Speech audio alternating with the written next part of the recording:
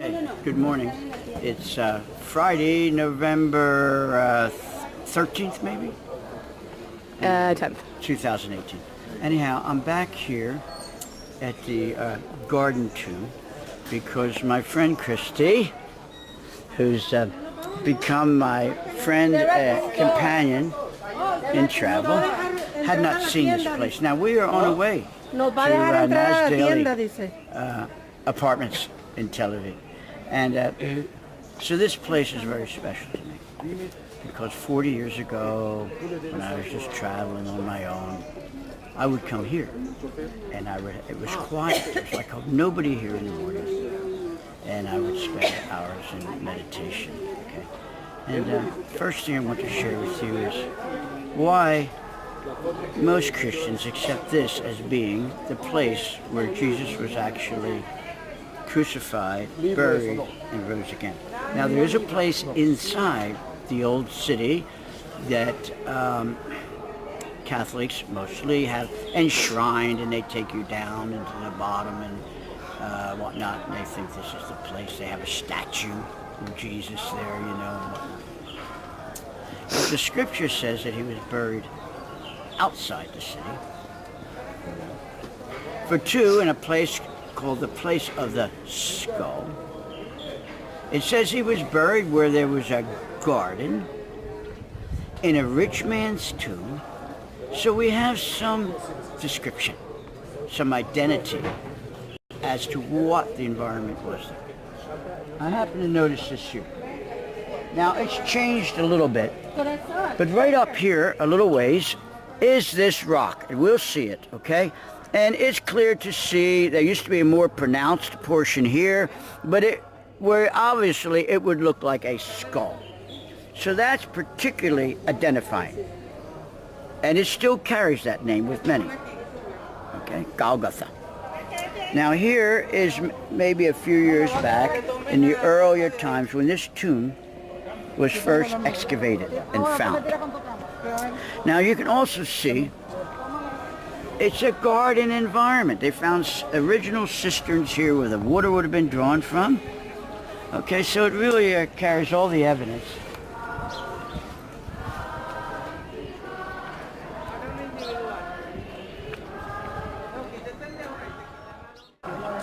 And then it said his name, I don't remember in the scripture, but the man that came and said, we'll take the body now. So there's no indication they took it a long ways before they found this tomb that had belonged to this rich man who was willing to let Jesus be buried there. So you'll see in a minute that the hill, Skull Hill, is right up here. And then right here is this cistern. It's outside of the old city. And then they find this tomb.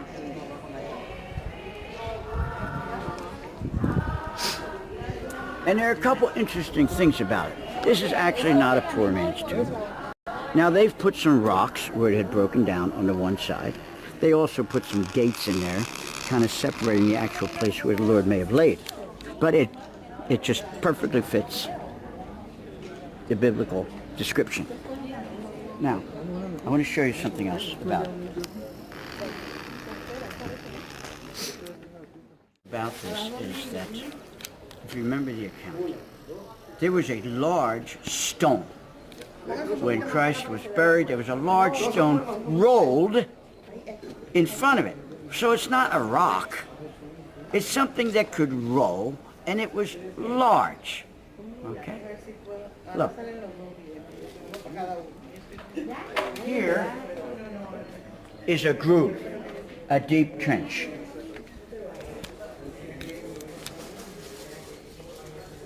I'm going to guess. You want to know how large this stone was? I'm going to guess that stone was almost the diameter of that arch. Mary and the other Marys did not roll that stone away. Jesus, when he resurrected, could not have rolled it away. But it says that angels rolled it away. This may be the very place where angels pushed open a huge stone, okay? So that the Lord could come out.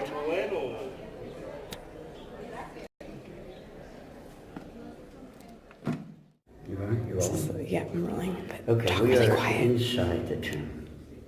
And this is probably where the Lord lay. I don't know, maybe there was a bench or something back then. And then they said they found his clothes lying separately. So maybe the Lord's clothes, before he came out, were lying on a bench, a stone bench or something over here. I can picture it being this way. So, very well. La rampa o por las escaleras para venir a ese lugar So, donde están los bancos inside you allá see where the atrás, Lord will al lado be, de la tienda, where they para would have probably esperar put por his ella, clothes. para continuar con el resto He del put his recorrido. clothes.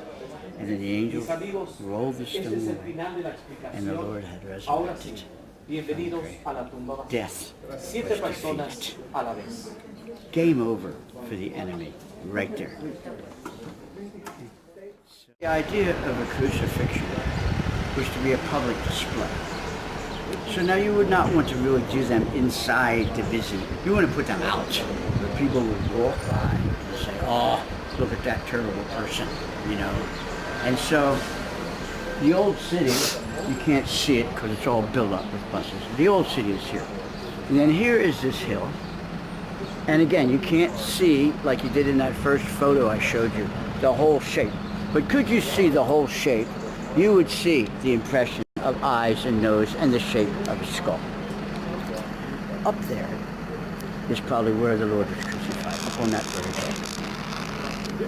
Where, you know, everyone could see him and he beheld the old city down below. So he would have been crucified there, and there would not have been a wall. So he would have been able to be carried down probably through some paths down to the garden tomb, down here. Okay, where we just walked. So this is Skull Hill, and this is where Johnny foolishly or precariously or whatever was able to find his way up to. And a week ago when I tried it, 40 years ago, they almost crucified me, but last week, no one saw me, the gate was opened, and I didn't have a problem. Not the garden tomb, in the Gethsemane.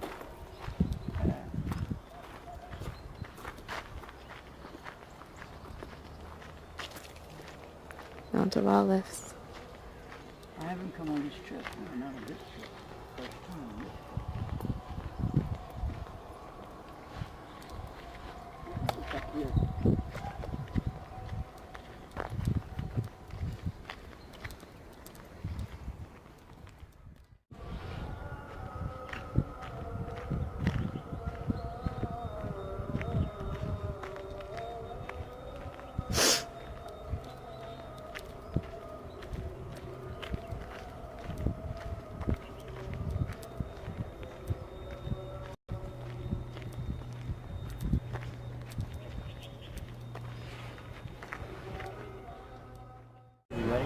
Okay, so this may be the Garden of Gethsemane.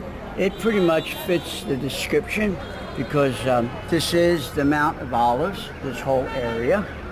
And then where the Lord would have agonized in prayer before being arrested, right here probably, or very close to this spot where he would have been arrested.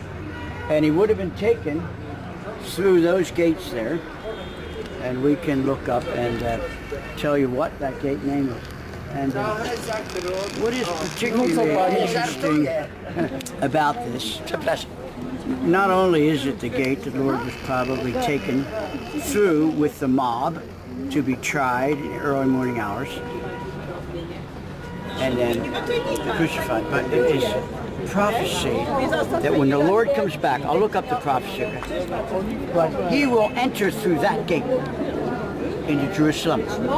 That gate will be opened by the king for the first time in I don't know how many thousand years. significance.